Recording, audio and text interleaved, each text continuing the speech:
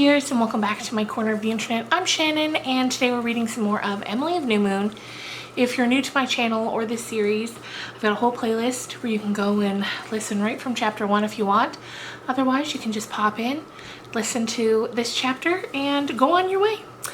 Anyway, I'm able to read this thanks to Project Gutenberg, which is a website that collects the ebook format of all kinds of different books that have reached the age of, I think it's 70 years old, at which point they become public domain.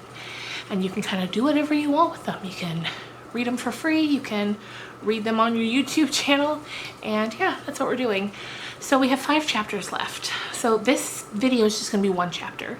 Chapter 27, I believe, because it's a long one, and then the next video will be 28, 29, and then we'll do 30 and 31, and then we'll be done, and then we'll move on to the next book. So let's just get on into it. Chapter 27, The Vow of Emily. In Dean Priest, Emily found, for the first time since her father had died, a companion who could fully sympathize. She was always at her best with him, with a delightful feeling of being understood. To love is easy and therefore common, but to understand? How rare that is. They roamed wonderlands of fancy together in the magic August days that followed upon Emily's adventure on the bay shore, talked together of exquisite immortal things, and were at home with nature's old felicities, of which Wordsworth was so happily speaks. Emily showed him all the poetry and descriptions in her Jimmy book, and he read them gravely and exactly as father would have done. Made little criticisms that did not hurt her because she knew they were just. As for Dean Priest, a certain secret wellspring of fancy that had long seemed dry bubbled up in him sparklingly again. You make me believe in fairies, whether I will or no, he told her. And that means youth. As long as you believe in fairies, you can't grow old. But I can't believe in fairies myself, protested Emily sorrowfully. I wish I could. But you are a fairy yourself, or you wouldn't be able to find fairyland. You can't buy a ticket there, you know. Either the fairies themselves give you your passport at your christening, or they don't. That's all there is to it. Isn't fairyland the loveliest word, said Emily dreamily, because it means everything the human heart desires, said Dean. When he talked to her, Emily felt as if she were looking into some enchanted mirror, where her own dreams and secret hopes were reflected back to her with an added charm. If Dean Priest were a cynic, he showed no cynicism to Emily, but in her company he was not a cynic. He had shed his years and become a boy again with a boy's untainted visions. She loved him for the world he opened to her view. There was such fun in him too, such sly, surprising fun. He told her jokes, he made her laugh, he told her strange old tales of forgotten gods who were very beautiful, of court festivals and the bridals of kings. He seemed to have the history of the whole world at his finger's end. He described things to her in unforgettable phrases as they walked by the bay shore or sat in the overgrown, shadowy old garden of Wither Grange. When he spoke of Athens as the city of the violet crown, Emily realized afresh what magic is made of when the right words are wedded, and she loved to think of Rome as the city of the 7 hills. Dean had been in Rome and Athens and almost everywhere else. I don't know anyone ever talked to you, or I don't know anyone ever talked as you do except in books, she told him. Dean laughed with a little note of bitterness that was so often present in his laughter, though less often with Emily than with other people. It was really his laughter that had won Dean his reputation for cynicism. People so often felt that he was laughing at them instead of with them. I've only had books for companions most of my life, he said. Is it any wonder I talk like them? I'm sure I'll like studying history after this, said Emily, except Canadian history. I'll never like it. It's so dull. Not just at the first. When we belonged to France, and then there was plenty of fighting. But after that, it's nothing but politics. The happiest countries, like the happiest women, have no history. Remember that, said Dean. I hope I'll have history, cried Emily. I want a thrilling career. We all do, foolish one. Do you know what makes history? Pain and shame and rebellion and bloodshed and heartache. Star, ask yourself how many hearts ached and broke to make those crimson and purple pages in history that you find so enthralling. I told you the story of Leonidas and his Spartans the other day. They had mothers, sisters, and sweethearts. If they could have fought a bloodless battle at the polls, wouldn't it have been better, if not so dramatic? I can't feel that way, said Emily confusedly. She was not old enough to think or say as she would say 10 years later. The heroes have been an inspiration to humanity for centuries. What squabble around a ballot box will ever be that? And like all female creatures, you form your opinions by your feelings. Well, hope for your thrilling career, but remember that if there is to be drama in your life, somebody must pay the piper in the coin of suffering. If not you, then someone else will. Oh, no, I wouldn't like that. Then be content with fewer thrills. What about your tumble over the bank down there? That came near being a tragedy. What if I hadn't found you? But you did find me, cried Emily. I like near escapes, after they're over. She added, if everybody had always been happy, there'd be nothing to read about. Tweed made a third in their rambles, and Emily grew very fond of him, without losing any of her loyalty for the cats. I like cats with one part of my mind and dogs with the other, she said. I like cats, but I never kept one, Dean said. They're too exacting. They ask too much. Dogs only want love, where cats demand worship. They've never got over the Bubatis habit of godship. Emily understood this. Hattie told her all about old Egypt and the goddess Fasht, but she did not quite agree with him. Kittens don't want to be worshipped, she said. They just want to be cuddled. But their priestess, yes. If you had been born on the banks of the Nile 5,000 years ago, Emily, you would have been a priestess of Fasht. An adorable, slim, brown creature with a fillet of gold around your black hair and bands of silver on those ankles Aunt Nancy admires, with dozens of sacred little godlings frisking around you under the palms of the temple courts. Oh, gasped Emily. That gave me the flash, and, she added wonderingly, just for a moment, it made me homesick, too. Why? Why? Because I haven't a doubt you were just such a priestess in a former incarnation, and my words reminded your soul of it. Do you believe in the doctrine of the transmigration of souls, Star? Of course not. Brought up by the true blue Calvinists of New Moon. What does it mean? Asked Emily. And when Dean explained to her, she thought it a very delightful belief, but she was quite sure Aunt Elizabeth would not approve of it. So I won't believe it yet, she said gravely. Then it all came to an end quite suddenly. It had been taken for granted by all concerned that Emily was to stay at Wither Grange until the end of August. But in mid-August, Aunt Nancy said suddenly to her one day, "Go home, Emily. I'm tired of you. I like you very well. You're not stupid, and you're passably pretty, and you've behaved exceedingly well. Tell Elizabeth you do the Murrays credit, but I'm tired of you. Go home." Emily's feelings were mixed. It hurt her to be told Aunt Nancy was tired of her. It would hurt anyone. It rankled her for several days until she thought of a sharp answer she might have made Aunt Nancy and wrote it down in her Jimmy book. She felt quite as relieved then as if she had really said it. And she was sorry to leave Wither Grange. She had grown to love the old beautiful house with its flavor of hidden secrets, a flavor that was wholly a trick of its architecture, for there had never been anything in it but the simple tale of births and deaths and marriages, and everyday living that most houses have. She was sorry to leave the bay shore and the quaint garden and the gazing ball and the cheesy cat and the pink room bed of freedom. And most of all, she was sorry to leave Dean Priest.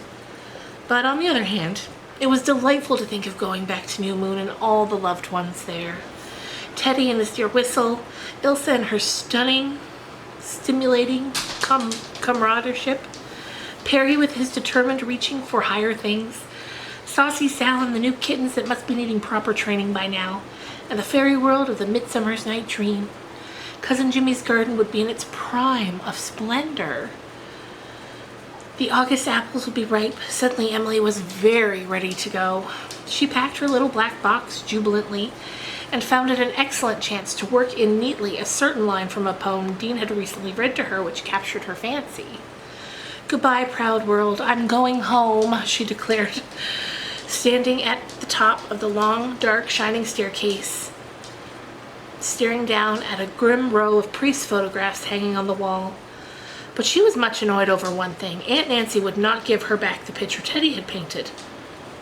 "I'm going to keep it," said Aunt Nancy, grinning and shaking her gold tassel. "Someday that picture will be worth something. As the early effort of a famous artist." "I only lent it to you. I told you I only lent it to you," said Emily. "Well, I'm an unscrupulous old demon," said Aunt Nancy. "That's what the priests call me behind my back, don't they, Caroline? May as well have the game as the name. I happen to have a fancy for that picture, that's all. I'm going to frame it and hang it in my parlor. But I'll leave it to you in my will, that and the cheesy cat and the gazing ball and my gold earrings, nothing else. I'm not going to leave you a cent of my money, Emily, never count on that." "I don't want it," said Emily. "I'm going to earn heaps of money for myself, but it isn't fair of you to keep my picture. It was given to me." "I was never fair," said Aunt Nancy. "Was I, Caroline?" "No," replied Caroline shrewishly.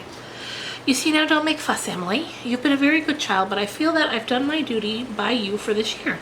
Now go back to New Moon, and when Elizabeth won't let you do things, tell her I always let you. I don't know if it will do any good, but you can feel free to try it." Elizabeth, like everyone else related to me, is always wondering what I'm going to do with my money.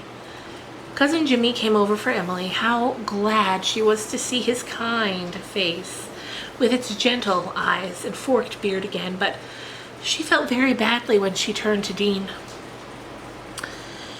"If you like, I'll kiss you goodbye," she said. Emily did not like kissing people. She didn't really want to kiss Dean. Dean looked down into her smiling face, so young. "No, I don't want you to kiss me," he said. "And her first kiss mustn't have the flavor of goodbye. It would be a bad omen tomorrow morning. I'm sorry you're going, but I'll see you again before long. My oldest sister lives in Blairwater, you know, and I feel a sudden excess of brotherly affection towards her. I seem to see myself visiting her often henceforth, and in the meantime, remember, you've promised to write me every week, and I'll write to you too." "Nice fat letters," coaxed Emily. "They'll be positively corpulent, Star. Now, I'm not even going to say goodbye. Let's make a pact. We'll never say goodbye to each other. We'll just smile and go." Emily made a gallant effort, smiled and went. Aunt Nancy and Caroline returned to the back parlor and their cribbage. Dean Priest whistled for Tweed, and they went to the bay shore. He was so lonely that he laughed at himself. Emily and Cousin Jimmy had so much to talk of that the drive home seemed very short. New Moon was white in the evening sunshine, which also lay with exceeding mellowness on the gray old barns. The three princesses, shooting up against the silvery sky, were as remote and princessly as ever. The old gulf was singing away down over the fields. Aunt Laura came running out to meet them, her lovely blue eyes shining with pleasure. Aunt Elizabeth was in the cookhouse preparing supper and only shook hands with Emily, but looked a trifle less grim and stately than usual, and she had made Emily's favorite cream puffs for supper. Perry was hanging about, barefooted and sunburned, to tell her all the gossip of kittens and calves and little pigs and the new foal. Ilsa came swooping over, and Emily discovered she had forgotten how vivid Ilsa was, how brilliant her amber eyes were, how golden her mane of spun silk hair, looking more golden than ever under the bright blue silk tam Miss Sims had bought her in Shrewsbury. As an article of dress, that loud tam made Laura Murray's eyes and sensibilities ache, but its color certainly did set off Ilsa's wonderful hair. She engulfed Emily in a rapturous embrace, and quarreled bitterly with her 10 minutes later over the fact that Emily refused to give her Saucy Sal's sole surviving kitten. "I ought to have it, you doddering hyena," stormed Ilsa. "It's as much mine as yours, pig. Our old barn cat's its father." "Such talk is not decent," said Aunt Elizabeth, pale with horror. "And if you two children are going to quarrel over that kitten, I'll have it drowned." Ilsa was finally appeased by Emily's offering to let her name the kitten and have half interest in it. Ilsa named it Daffodil, and Emily did not think that suitable, since, from the fact that Cousin Jimmy referred to it as Little Tommy, she suspected it was a girl. But rather than again provoke Aunt Elizabeth's wrath by discussing such tabooed subjects, she agreed. "I can call it Daff," she thought. "That sounds more masculine." The kitten was a delicate bit of striped grayness that reminded Emily of her dear lost Mike's, and so nice, and it smelled so nice, of warmth and clean furriness and whiffs of the clover hay where Saucy Sal had made her mother nest. After supper, she heard Teddy's whistle at the old orchard, the same enchanting call. Emily flew out to greet him. After all, there was nobody just like Teddy in the whole wide world. They had an ecstatic scamper up to the tansy patch to see a new puppy that Dr. Burnley had given Teddy. Mrs. Kent did not seem very glad to see Emily. She was colder and more remote than ever, and she sat and watched the two children playing, with the chubby little pup with a smoldering fire in her dark eyes that made Emily vaguely uncomfortable whenever she happened to glance up and encounter it. Never before had she sensed Mrs. Kent's dislike for her so keenly as that night. "Why doesn't your mother like me?" she asked Teddy bluntly when they carried little Leo to the barn for the night.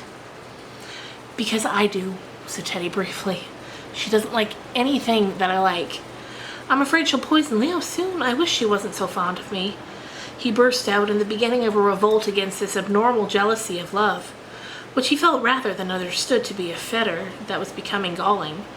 "She says she won't let me take up Latin and algebra this year. You know, Miss Brownwell said I might, because I'm not going to college. She says she can't bear to part from me ever. I don't care about the Latin and stuff, but I want to learn to be an artist. I want to go away someday to the schools where they teach that. She won't let me. She hates my pictures now because she thinks I like them better than her. I don't. I love Mother. She's awful sweet and good to me in every other way, but she thinks I do, and she's burned some of them. I know she has. They're missing from the barn wall, and I can't find them anywhere. If she does anything to Leo, I'll hate her." "I'll tell her that," said Emily coolly, with some of the Murray shrewdness coming uppermost in her. "She doesn't know that you know that she poisoned Smoke and Buttercup. Tell her you know it. And that if she does anything to Leo, you won't love her anymore. She'll be so frightened of your not loving her that she won't meddle with Leo. I know. Tell her gently. Don't hurt her feelings, but tell her," concluded Emily, with a killing imitation of Aunt Elizabeth delivering an ultimatum. "It'd be better for all concerned." "I believe I will," said Teddy, much impressed. "I can't have Leo disappear like my cats did. He's the only dog I've ever had, and I've always wanted a dog. Oh, Emily, I'm so glad you're back." It was very nice to be told this, especially by Teddy. Emily went home to New Moon happily. In the old kitchen, the candles were lighted and their flames were dancing in the winds of the August night, blowing through door and window. "I suppose you'll not like candles very well, Emily, after being used to lamps at Wither Grange," said Aunt Laura with a little sigh. It was one of the bitter small things in Laura Murray's life that Elizabeth's tyranny extended to candles. Emily looked around her thoughtfully. One candle sputtered and bobbed, as if greeting her. One with a long wick glowed and smoldered like a sulky little demon. One had a tiny flame, a sly, meditative candle. One swayed with a fiery grace in the draught from the door. One burned with a steady, upright flame like a faithful soul. "I don't know, Aunt Laura. You can be friends with candles. I believe I like the candles best of all." Aunt Elizabeth, coming in from the cookhouse, heard her. Something like pleasure gleamed in her eyes. "You have some sense in you, at least," she said. "That's the second compliment she's paid me," thought Emily. "I think Emily's grown taller since she went to Wither Grange," Aunt Laura said, looking at her rather wistfully. Aunt Elizabeth, snuffing the candles, glanced sharply over her glasses. "I can't see it," she said. "Her dress is just the same length on her." "I'm sure she has," persisted Laura. Cousin Jimmy, to settle the dispute, measured Emily by the sitting room door. She touched the former mark. "You see," said Aunt Elizabeth, liking to be right, even in this small matter. "She looks different," Laura with a sigh. Laura, after all, was right. Emily had grown, taller and older in soul, if not in body. It was this change which Laura felt, as close and tender affection swiftly feels. The Emily who returned from Wither Grange was not the Emily who had gone there. She was no longer wholly the child Aunt Nancy's family histories over which she had pondered, her enduring anguish over the story of Ilse's mother, that terrible hour when she had lain cheek by jowl with death on the cliffs of the Bay Shore, her association with Dean Priest, all had combined to mature her intelligence and her emotions. When she went to the garret next morning and pulled out her precious little bundle of manuscripts to read them lovingly over, she was amazed and rather grieved to find that they weren't as good as she thought they were.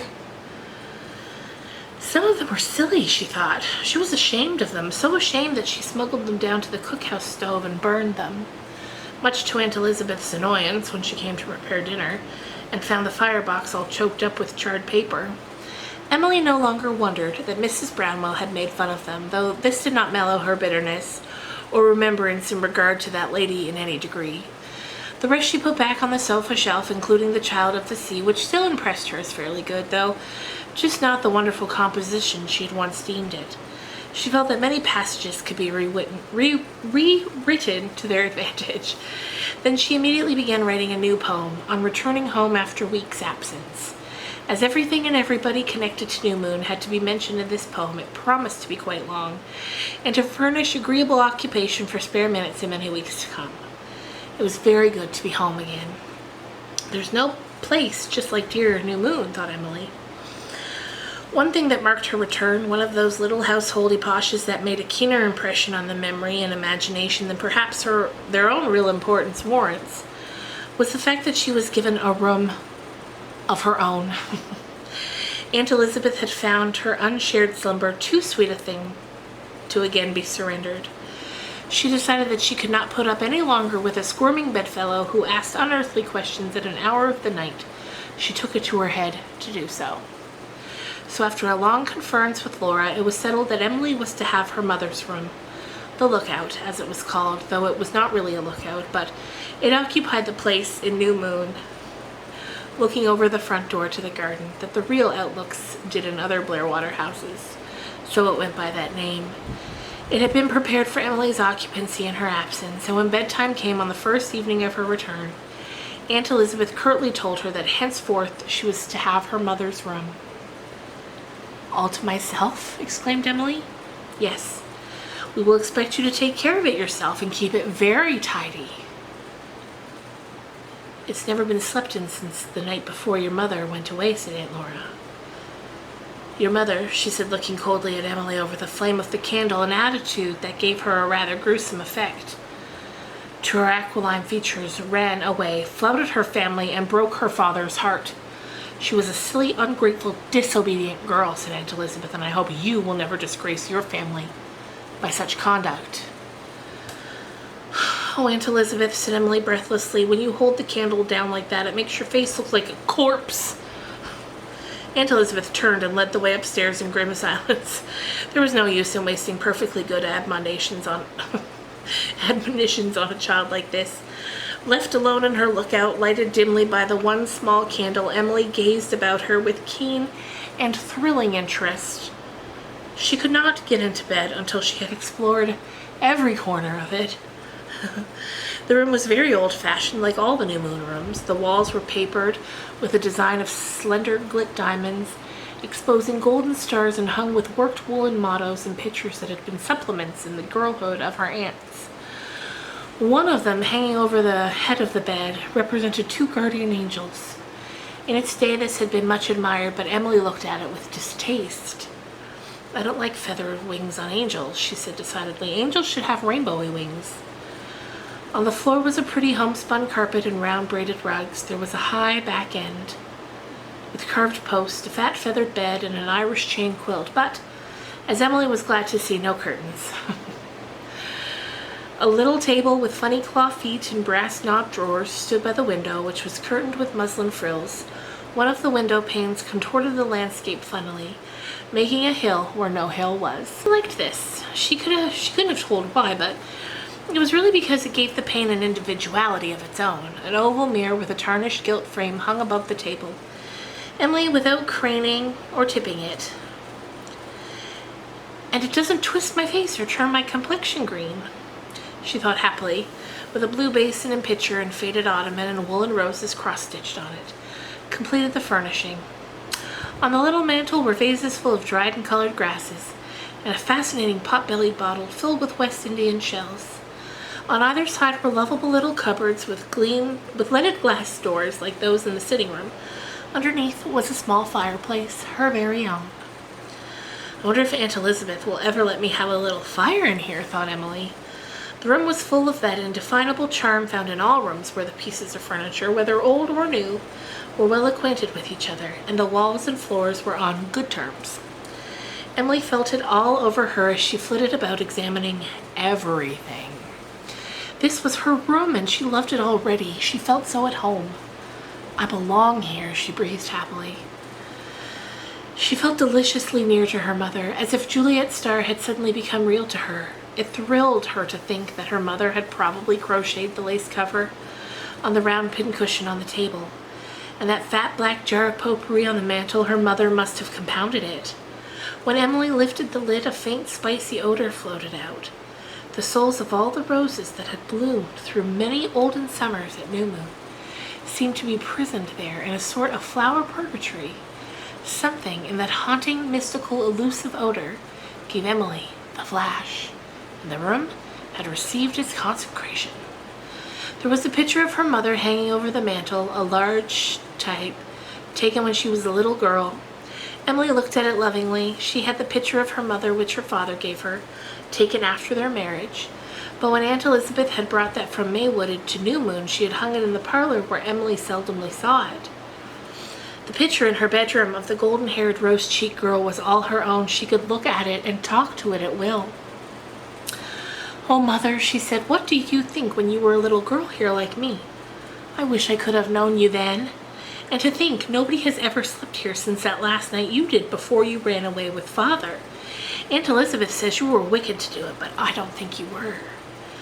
It wasn't as if you were running away with a stranger. Anyway, I'm glad you did, because if you hadn't, there wouldn't be any me." Emily, very glad that there was an Emily, opened her lookout window as high as it would go, got into bed and drifted off to sleep, feeling a happiness that was so deep as to be almost pain as she listened to the sonorous sweep of the night wind among the great trees in Lofty John's bush. When she wrote to her father a few days later, she began the letter, "Dear Father and Mother, and I'll always write the letter to you as well as Father after this, Mother. I'm sorry I left you out so long, but you didn't seem real till last night.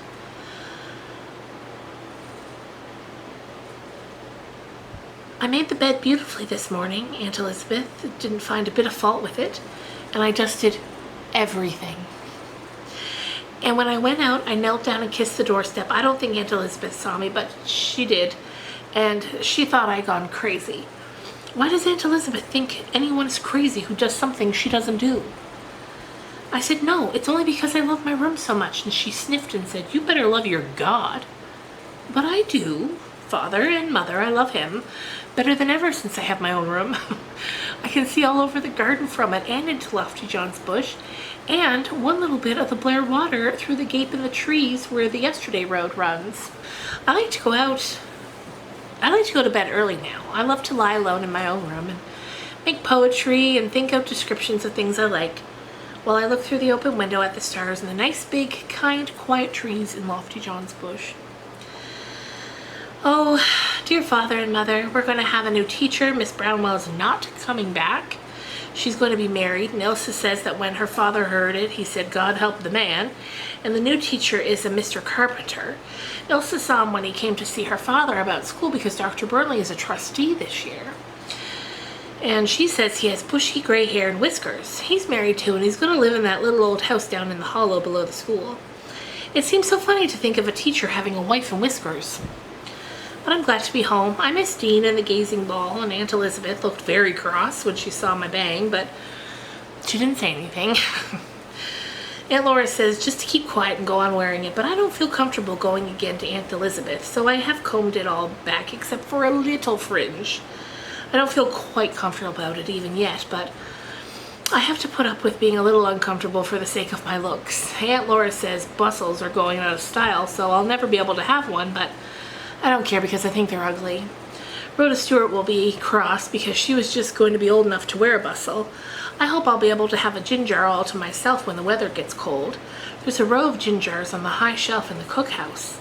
Teddy and I had the nicest adventure yesterday morning. We were going to keep it a secret from everybody, partly because it was so nice and partly because we think we'd get a fearful scolding if we did. We went up to the disappointed house and we found one of the boards of the window loose, so we pried it off and crawled in and went all over the house. It's lathed but not plastered, and the shavings are lying all over the floors just as the carpenters left them so many years ago. It seemed more disappointed than ever. I just felt like crying. There was a dear little fireplace in one room, so we went to work and kindled a fire in it with shavings and pieces of boards, and then sat before it on an old carpenter's bench and talked. We decided that when we grew up we would buy the disappointed house and live here together. Teddy said he supposed we'd have to get married, but I thought maybe we could find a way to manage without going to all that bother. Teddy will paint pictures and I'll write poetry, and we'll have toast and bacon and marmalade every single morning for breakfast. Just like Wither Grange, but never porridge, and we'll always have lots of nice things to eat in the pantry. I'll make lots of jam, and Teddy's always going to help me wash the dishes. And we'll hang the gazing ball from the middle of the ceiling in the fireplace room because likely Aunt Nancy will be dead by then. When the fire burned out, we jammed the board into place in the window and came away. Every now and then today, Teddy would say to me, "Toast and bacon and marmalade," in the most mysterious tone, and Ilsa and Perry are wild because they can't figure out what it means. Cousin Jimmy has got Jimmy Jo Bell to help with the harvest. Jimmy Jo Bell comes from over Derry Road. There are a great many French there, and when the French girl marries, they call her mostly by her husband's first name instead of Mrs. like the English do. If a girl named Mary marries a man named Leon, she'll always be Mary Leon after that. But in Jimmy Jo Bell's case, it's the other way, and he's called by his wife's name. I asked Cousin Jimmy why, and he said it was because Jimmy Jo was a poor stick of a creature, and Bell wore the breeches. But I still don't understand. Jimmy Jo wears breeches himself. That means trousers. And why should he be called Jimmy Jo Bell instead of being called Bell Jimmy Jo? Because she wears them too. I won't rest until I find out. Cousin Jimmy's garden is splendid now. The tiger lilies are out. I'm trying to love them because nobody seems to like them at all, but deep down in my heart I know I love the light roses best. You just can't help loving roses best. Ilsa and I hunted all over the old orchard today for a 4-leaf clover, and we couldn't find one. Then I found one in a clump of clover by the dairy steps tonight when I was straining the milk and never thinking of clovers. Cousin Jimmy says that that's the way that luck works, and it's no use to look for it. It's lovely to be with Ilsa again. We've only fought twice since I came home. I'm going to try not to fight with her anymore because I don't think it's dignified, although it is quite interesting, but it's hard not to, because even when I keep quiet and don't say a word, Ilsa thinks that's a way of fighting, and she gets madder and says worse things than ever. Aunt Elizabeth says it always takes two to quarrel, but she doesn't know Ilsa like I do. Ilsa called me a sneaking albatross today. I wonder how many animals are left to call me. She never repeats the same one twice. I wish she wouldn't clapper-caw Perry so much. Clapper-claw is the word I learned from Aunt Nancy, a very striking, I think. It seems as if she couldn't bear him. He dared Teddy to jump from the hen house roof across to the pigeon house roof. Teddy wouldn't. He said he would try it if he had to, or it would do anybody any good, but he wasn't going to do it just to show off. Perry did it and landed safe. If he hadn't, he might have broken his neck. And then he bragged about it and said Teddy was afraid, and Ilsa turned red as a beet and told him to shut up, or she'd bite his snout off. She can't bear to have anything said against Teddy, but I guess he can take care of himself. Ilsa can't study for the entrance either. Her father won't let her, but she says she doesn't care. She says she's going to run away when she gets a little older and study for the stage. That sounds wicked, but interesting. I felt really weird and guilty when I saw Ilsa first because I knew about her mother. I don't know why I felt guilty, because I had nothing to do with it. The feeling's wearing away a little now, but I'm also so unhappy by spells over it. I wish I could either forget it altogether or find out the rights of it, because I'm sure nobody knows them. I had a letter from Dean today. He writes lovely letters, just as if I was grown up. He sent me a little poem he had cut out of a paper called The Fringed Genetian. He said it made him think of me. It's all lovely, but I like the last verse best of all. This is it.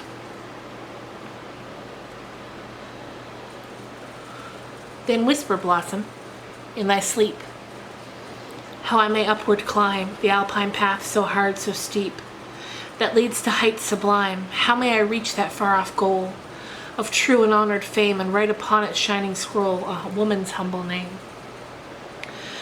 When I read that, the flash came, and I took a sheet of paper. I forgot to tell you Cousin Jimmy gave me a little box of paper and envelopes on the sly. I wrote on it, I, Emily Birdstar, do solemnly swear on this day that I will climb the alpine path and write my name on the scroll of fame. And then I put it in the envelope and sealed it up and wrote on it, the vow of Emily Birdstar, aged 12 years and 3 months, and put it away on the sofa shelf in the garret. I'm writing a murder story now, and I'm trying to feel how a man would feel who was a murderer. It's creepy but thrilling. I almost feel as if I had murdered somebody. Good night, dear father and mother, your lovingest daughter, Emily. P.S. I've been wondering how I'll sign my name when I grow up and I print my pieces. I don't know which would be best, Emily Birdstar in full, or Emily B. Star, or E.B. Star, or E. Birdstar. Sometimes I think I'll have a nom de plume, that is, another name you pick for yourself. It's in my dictionary among the French phrases at the back. If I did that, then I could hear people talking of my pieces right before me, never suspecting, and just say that they're what they really thought of them. That would be interesting, but perhaps not always comfortable. I think I'll be E. Birdstar. And that, my friends, is the end of chapter 27. I can't believe we're so close to the end. I'm gonna miss little Emily. Maybe down the road we'll read the second book in the series, because of course they're just like with the Anna Green Gables books. There are many Emily of New Moon books. I feel like Lucy Maud really fell in love with those two and carried out their stories for as long as she could. But it's not what we'll read next. We'll move on to something else and then come back to her later, perhaps. So thank you guys so much for watching. I hope you had a great weekend. I'll see you guys tomorrow with another vlog. Bye, guys.